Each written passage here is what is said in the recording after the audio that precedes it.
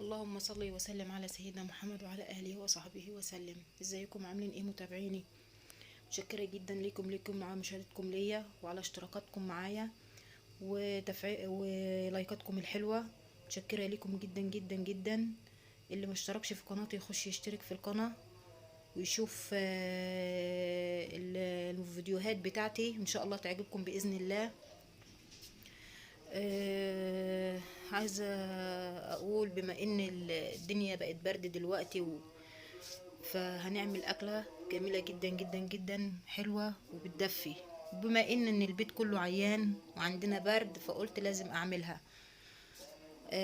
هنعمل حمص الشام مع بعض. اول حل بس اول حاجة معايا نص كيلو حمص. نقعته 4 ساعات، لازم تنقعيه.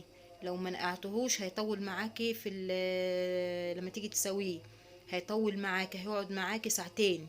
فاحنا ننقعه الاول 4 ساعات، وبعدين نغسله الاول غسله كويس، غسله في المصفى، ونصفيه. وبعدين نحط له ميه نظيفه حوالي 4 ساعات كده، ننقعه لحد هتلاقيه الحمص زاد معاكي. يعني الحمصايه هتلاقي حجمها زاد. وبعدين تاخديه صف الميه اللي فيه او بالميه بتاعته. عامه هي ميته هتبقى نظيفه لان احنا غسلونه في الاول بميته كده. هتاخديه وتحطيه على النار بمسافه ان الميه ما تغلي، تهدر الريمه بتاعتها. وبعدين تجيبي 4 بصلات صغنطتين زي ما انت شايفه قصادك. البصل صغنن على الاخر. لو بصله كبيره قطعيها نصين، لكن لو معاكي بصل صغنن حط لك 4 5 بصلات، لان انا بحب البصل اكله بعدين. تمام. ونحط فصين توم نقطعهم طرنشات، ونحط 3 طماطميات نخلطهم في الخلاط كويس جدا جدا جدا. بيدينا لون في الحمص، لون حلو خالص، وبيدينا طعم جميل جدا في الحمص. تمام.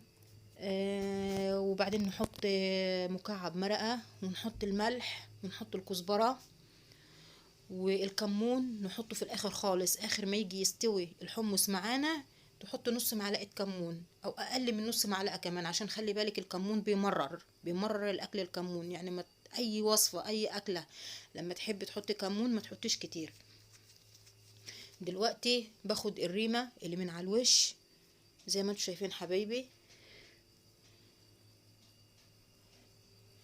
أكلة حلوة خالص، خفيفة على القلب، بتدفي، جميلة. فين يعني لما بنيجي بنعملها.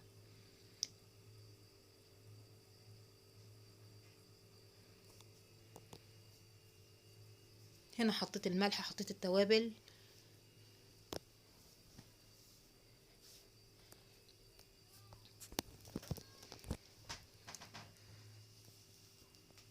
نص معلقة كزبرة.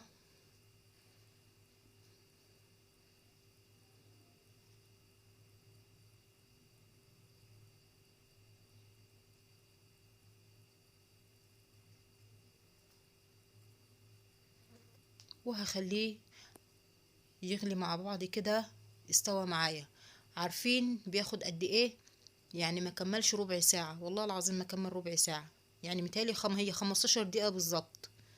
بصوا انا حطيت دلوقتي ربع معلقة كمون. خلاص انا هطفي عليه دلوقتي، هو استوى.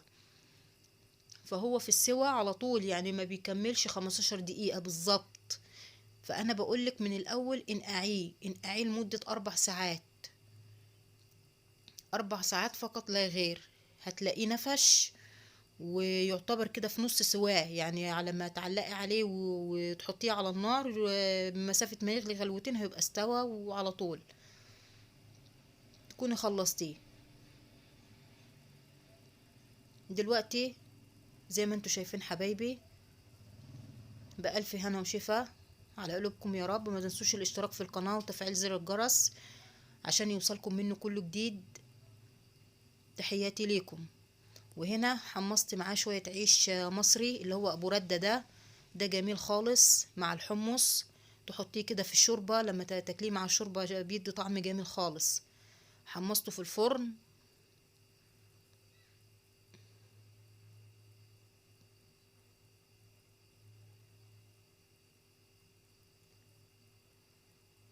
بيفتح النفس وجميل خالص.